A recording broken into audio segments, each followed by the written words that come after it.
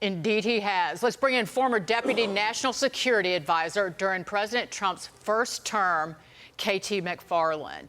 KT, great to see you. President Trump clearly has not made a decision on this. It is his decision alone at the end of it all. However, it's more if we move forward with, say, help through our stealth bomber, our bunker busters and the like. We've heard repeatedly from Gabriel Nerona, who was in the first Trump administration, and others, it would likely require boots on the ground to secure the enriched uranium at Fordo or even other nuclear sites. There are 16,000 centrifuges buried in half a mile into that mountain, and it would likely require the U.S. to help secure that and keep it out of the hands of terrorists like al-Qaeda. Yeah, you know, President Trump will wait until the very last minute to make the decision because information is still coming in.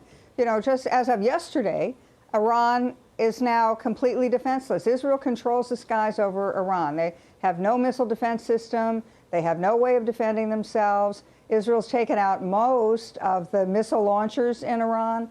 Iran is now thought to have less than 200 missiles to counterattack. And so Iran is increasingly whittled down to not much protection at all. So any move that the United States might make, President Trump is going to look at what are the odds, what are the risks. He was exactly like this when I was with him in the Situation Room, where he had to make the decision about whether to strike the Syrian airfields in his first term, where chemical weapons were being launched from. He waited until he got all the information, as much information as he was going to have. He got all the options on the table. He had option 1, 2, and 3. And then at the very end, he made the decision when he had gotten to the point where he realized that there would probably be very few things that could go wrong. And then, of course, once he makes a decision, he walks away. He lets the military execute it. He doesn't second guess it. He doesn't pull it back. He has confidence in the military.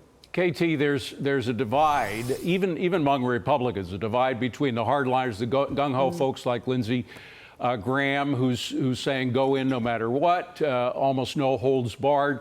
Then you have Libertarian Rand Paul saying, no, we do not want anything that leads to our boots on the ground. You and I both have kids in the military, or at least who have been in the military recently. We don't want that to happen. We don't want any of our boots on the ground in the Middle East anytime soon, certainly if not necessary. Where are you on this spectrum between those who are gung-ho and those who want to make sure we don't have any boots on the ground in this Iranian debacle? Well, I've been against the forever wars since early into the George W. Bush administration, when it looked like we were never going to win and we were going to fight another Vietnam in the Middle East. It turned out to be, and sadly, it turned out that I was right. Where I am and where I fall down, I don't want boots on the ground either, but I sure don't want Iran to have nuclear weapons. And I think President Trump, with the brilliant execution of Israel, has gotten to the point where it's not going to be U.S. boots on the ground. If the United States gets involved, it would be in a very limited way. It would be an airstrike. It would be against the one remaining impregnable, uranium enrichment site at Fordo, that's buried deep inside a mountain. And it's thought that only American bunker buster bombs can get through a deep mountain to destroy that site. But I don't see a scenario where there are certainly not American boots on the ground. And if somebody has to go check afterwards, did it work? Was it successful? Was it destroyed? There are a lot of other countries that could send boots on the ground. It wouldn't have to be us. Well, that's what I was getting at, KT, is in terms of securing the uranium at those sites. Who's going to secure the program against the Islamists? And it would be Americans, according to many people that I've talked to, and that's the rub.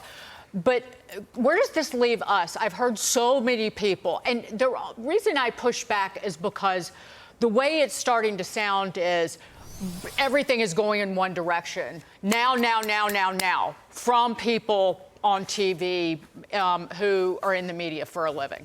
And the only reason I push back is because, well, what about China? Where does this leave Taiwan right now? And I've heard people say, oh, well, we have to act against Iran to show China and Russia that we're tough. Well, is this a trap? you know, take a deep breath, all of you commentary. I mean, not you guys, but the people who are just rushing for the clickbait. Say, we got to decide right now. You're either going to, Iran is going to have a nuke, or you've got to go in and America's got a bomb. Now, wait a minute. All the, you know, the facts are not yet established. There's still events to play out. Let those events play out. For example, what's happening in the internal circles in the leadership of Iran? The Ayatollah, he's 86 years old, he's dying of cancer. Yeah, he's not going to concede anything. He's a revolutionary. He's going down with the ship. But are there other people in the Iranian leadership who say, well, I just saw this guy get assassinated, I saw this guy get assassinated, I don't want to lose my country, I certainly don't want to lose my family. Maybe is there a place here we could negotiate some kind of a solution? We know we have to give up the nukes. That's President Trump's bottom line, no nukes. Yeah. But are there ways that, say, a new regime in Iran might be able to find a way of reconciling with the region and with the United States? And the one thing we haven't talked about is the brilliance of going on that Mideast tour before the you-know-what hit the fan. I mean, he had made all of the steps necessary to get an Arab coalition that was essentially giving Israel a free rein to go and do what they have now done. And thank God for that, because if that trip hadn't happened, and if the bad taste of the Biden administration had still been in the mouths of the folks in the Mideast, the Arab nations in particular, Lord knows what would have happened by now. So at least we have that going in our favor. We've got to leave it at that. KT, good to see you. Thank you very much for coming in. Appreciate it. Great to see you. Thank you.